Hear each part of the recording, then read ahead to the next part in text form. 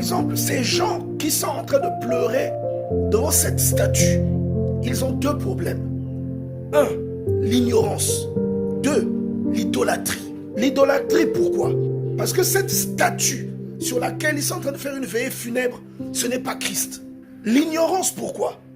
Parce qu'une personne qui pleure parce que Christ est mort à la croix, c'est un chrétien qui ne sait pas que la mort de la croix symbolise la Pâque. Par conséquent, l'acte qui nous a conduit de la mort à la vie.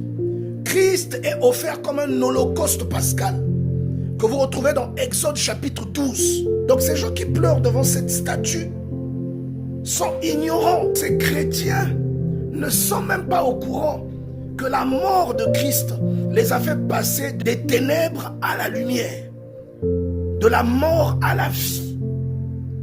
Que vous enseigne-t-on dans les églises que vous fréquentez? La mort de Christ n'est pas pour nous une source de tristesse, mais une source de délivrance. Lisez vos Bibles.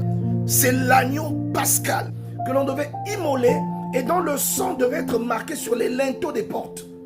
Cet agneau est la représentation de Christ. Il est la préfiguration de Christ et du sacrifice de la croix. Et grâce au sang de cet agneau, la condamnation de Dieu qui aurait dû frapper l'être humain ne tombe pas sur le croyant. La condamnation de Dieu va passer au-dessus de ce dernier. Et ce phénomène s'appelle la Pâque. L'image du phénomène qui a eu lieu à la croix.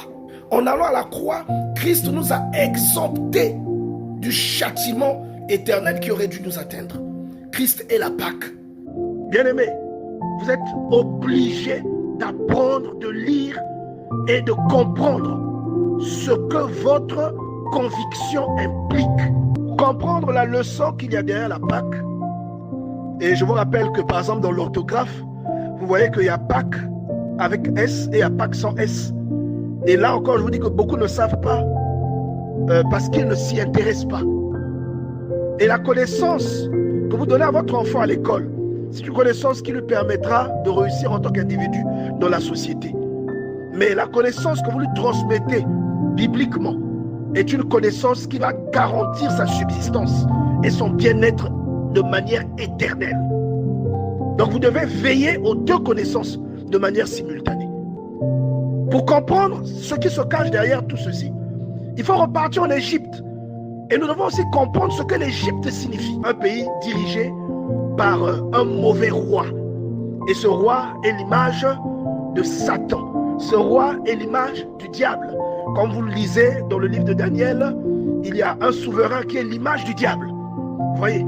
Et ici, on nous dit que les enfants d'Israël étaient réduits en esclavage dans le pays d'Égypte. L'Égypte est le symbole du monde. L'Égypte est le symbole de la terre.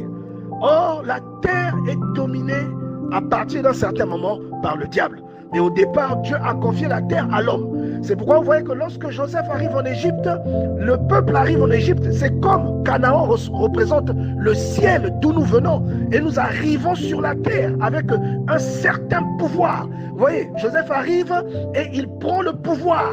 Il est élevé parce que Dieu est avec lui. Mais finalement, le roi qui accompagnait Joseph, durant son pouvoir, ce roi-là a laissé la place à un autre roi.